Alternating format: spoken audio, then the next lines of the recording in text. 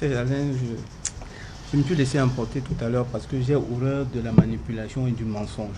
Quand vous voyez des papas censés éduquer leur enfant mentir à Mondovision, je me demande s'ils croient encore en Dieu. Il y a un niveau où on est en train de perdre les fondements même de ce qu'on appelle la dignité humaine. Notre pays est en train d'aller dans un gouffre droit au mur. Et à la lui où on parle, les mains tendues d'hypocrisie, ça ne sert plus à rien à personne. Vous savez, à un moment donné, on a même plus peur de mourir. Parce que ces gens, ils n'ont tellement tué que voilà, on sait que si je peux tuer un moustique, ma vie c'est quoi? C'est un détail, ça ne sert à rien. Aujourd'hui, on a en face de nous des gens sans vergogne, sans aucune pudicité, sans aucune dignité, qui mentent comme ils respirent. Je vous donne un exemple. Vous voulez qu'on parle des élections locales qui arrivent? Oui. Les élections locales qui arrivent, c'est eux qui décident de qui gagne et qui va perdre. Le principe est simple. Il suffit qu'on annule votre liste avant les élections. Vous perdez. Comment vous allez gagner quand votre liste ne concourt même pas? Mais vous voyez à un niveau où les gens sont cyniques. Dans le Nyong-Ekele, par exemple, le président Paul Biya a gagné les élections. Il était premier avec 16 058 voix. Allez voir ce que le Conseil constitutionnel a publié dans les résultats nationaux. On lui a donné 38 559 voix. Vous voulez qu'on continue dans quoi? On va aller dans quelle élection? Il faut qu'on arrête cette connerie-là. Nous sommes tous Camerounais. Ce pays qui nous appartient, nous tous. Autant à Paul Biya qu'à moi-même. Il faut qu'on arrête de se moquer des gens. On ne peut pas continuer comme ça. Il faut qu'on sache que nous tous, on est Camerounais. Il n'y a pas un Camerounais qui a un sang qui est violet, l'autre a un sang qui est rouge. On a des gens qui sont à un niveau où ils ont perdu leur âme. Ils n'ont plus la crainte de Dieu. Ils ne croient plus en rien. Ils peuvent tuer tout le monde, écraser tout le monde comme des souris, envoyer des gens à la télé faire de la comédie. Mais ce n'est pas de ça qu'il est question ici. La vérité est claire. Nous tous, on la connaît. Et cette vérité-là, même si on tue tous les Camerounais, va rester vraie. La vérité ne va jamais, au grand jamais, se procéder devant le mensonge. Ça n'arrivera jamais. Jamais. Et il faut que les gens sachent une chose. Que ce soit la gendarmerie, que ce soit la police, que ce soit la DGRE, que ce soit la surveillance du territoire, quel que soit le corps des armées qu'il y a là. Tout le monde connaît la vérité. Même le policier qui prend son arme pour tuer son frère, il connaît la vérité. Il sait que Chiroma a gagné l'élection. Il sait. La vérité est quelque chose comme la lumière. Elle ne se cache pas. La lumière ne se cache pas. Il faut qu'on soit certain dans ce pays. Il faut qu'on sache que là, on amène le pays ici. Moi, c'est quoi? Qui vous dit qu'en ce temps, ils ne vont pas me tuer? Ma vie, c'est rien. Ou me bien, moi, ça fait combien d'années? Et 9 mois, moi, ça fait combien d'années? Ça ne change rien. Ce que Dieu a dit pour ce pays va s'accomplir. Si ça ne s'accomplit pas aujourd'hui, ça va s'accomplir demain. Il faut qu'on sache une chose. Les gens qui croient qu'ils sont propriétaires du Cameroun et qui décident de donner à qui ils veulent un peu d'oxygène et de ne pas donner quand ils veulent, ils doivent savoir qu'il n'y a aucune organisation ésotérique qui soit au-dessus de Dieu. Il n'y a aucun marabout qui soit au-dessus de Dieu. Il n'y a aucun mensonge qui défie la vérité. Ça n'existera jamais. Ça n'a jamais existé. Ça ne va jamais exister.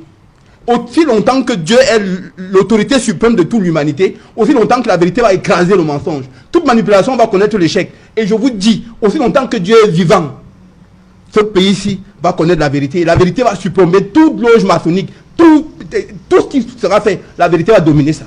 Je voulais donc vous dire que quand vous commencez à parler de l'élection locale, c'est pour dire que l'élection présidentielle est finie.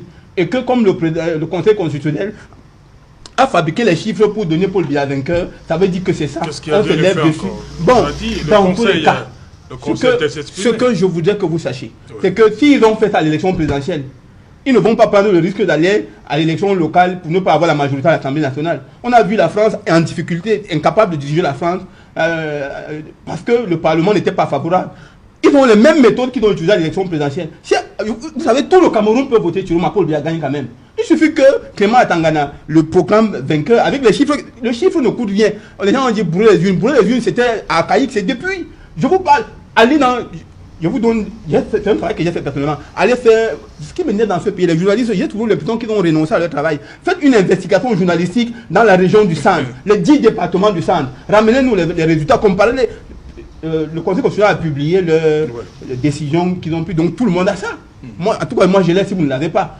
Comparez ces chiffres, département par département, de chaque région du centre Cameroun. Et voyons-nous tous ensemble ce qu'il y a. Commençons par le Nyong-Ekele, allons dans le Nyong-Eso, allons dans le Nyong-Fumu, allons dans la Mefou-Akono, allons dans la Mefou-Afamba, allons faire les 10 départements seulement de la région du centre et trouver là où viennent les 700 000 voix de Paul Biya. Il faut qu'on arrête ça. Ce pays-ci, ce n'est pas le pays de Ngongo seul. Ce n'est pas le pays d'Atangandi seul. C'est le pays de nous tous. Même moi, mes arrière-grands-pères, mes grands-pères, tout le monde, ils sont enterrés dans ce sol. Quand je pose mes pieds sur cette terre-là, elles communiquent avec mes ancêtres. Il n'y a personne parmi eux, parce qu'ils ont eu le privilège d'être assis et avoir des milliards, qui leur donnent le droit de vivre ou de mort sur tous les autres. Ça n'existe pas, ça ne va jamais exister. Il faut que la vérité soit la seule chose qui nous lie, nous tous, qui régule les lois. Il faut savoir une chose. Dans une société humaine, le seul souverain après Dieu, c'est le peuple. Ce n'est pas le Conseil constitutionnel, ça n'existe pas. Le Conseil constitutionnel est nommé par le peuple. Le Conseil constitutionnel est nommé par le président de la République qui exerce ce pouvoir au nom du peuple. C'est ce que la Constitution dit. Moi, je ne suis pas avocat, je ne connais pas les lois, mais je ne connais aucune société humaine où il y a des institutions qui sont au-dessus du peuple. Et on ne peut pas se moquer des Camerounais à ce point. On ne peut pas le faire. Bon, dites-moi, la convention que l'ONU a signée avec les Cam, c'était pourquoi? Quelle est la plus-value de ça jusqu'à aujourd'hui? Quelle est la position de l'ONU? Qu'est-ce qu'elle nous dit? Vous vous souvenez, on a fait des débats ici, quand l'ONU avait signé, on a même, je me souviens, le professeur Kamto, pour ne pas le citer, a fait plusieurs sorties pour dénoncer ça et fait. L'ONU est où? L'ONU qui était venue pour la transparence, qui est une organisation internationale, qui doit sauver les vies. C'est quand on va tuer 5 000 Camerounais, 100 000 Camerounais, ou alors, je sais pas moi, 1 million de Camerounais, qui vont apparaître de nulle part, comme subtilement venus de Mars, pour venir commencer à créer des zones tampons, alors qu'on a déjà massacré. Ce qui arrive au Cameroun est un déluge, est un crime contre l'humanité qui arrive. Ce qui s'annonce là est grave. Et les gens continuent à faire l'hypocrisie, à jouer la mascarade, à montrer que je suis de tel parti politique, je suis de tel parti politique. Rien à voir avec tout ça.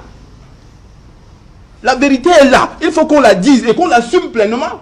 Les gens ont peur de mourir. Et tous ceux qui sont morts là, ils sont morts pour qui alors? Il y a que quand on va te tuer, ça va.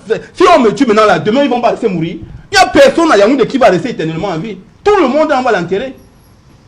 Il faut qu'on arrête avec ce niveau de méchanceté là. Et ces gens-là, il faut les voir assis à l'église, bras croisés, en priant le même Dieu que nous autres on prie.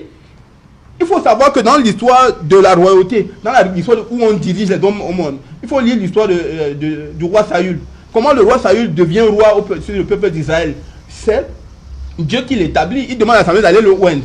Et lorsque Dieu a tourné le dos à Saül, et qu'il à Saul, en réalité, qu'est-ce que Dieu a dit à Samuel? Va oindre David. David était oint et Saül ne savait pas que Dieu l'avait tourné le dos. Au point où Samuel a oint David, ensuite il est mort. Et Saül continue à vouloir rester avec le pouvoir. Parce que le pouvoir il est comme ça. Il te possède, il ne veut pas te lâcher. Et comme Saül voulait faire tout pour rester roi du peuple d'Israël, il allait consulter une médium pour lui demander d'appeler l'esprit de Samuel.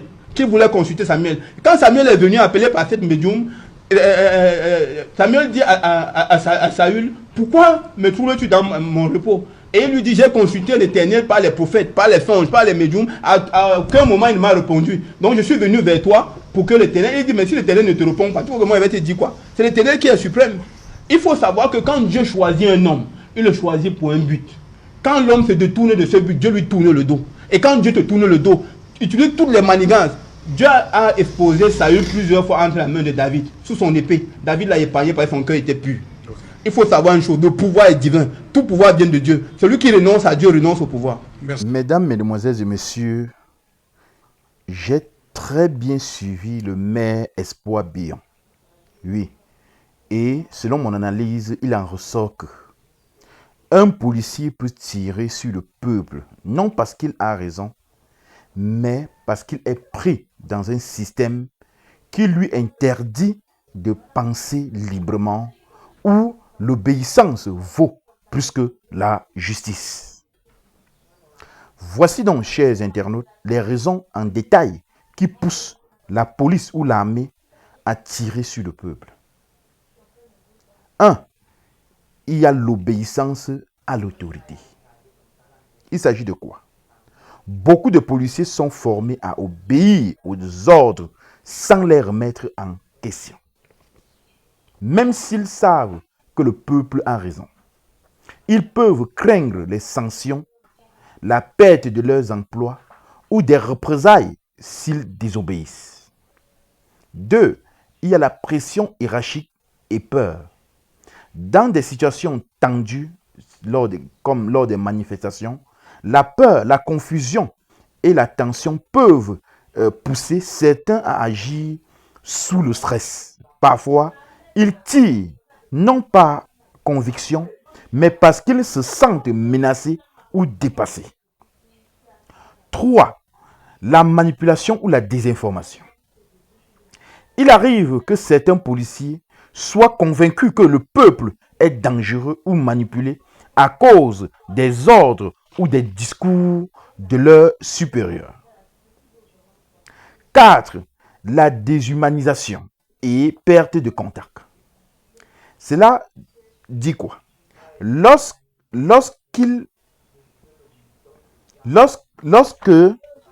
le pouvoir, lorsqu'un pouvoir autoritaire s'installe, la frontière entre peuple et ennemi de l'État se brouille.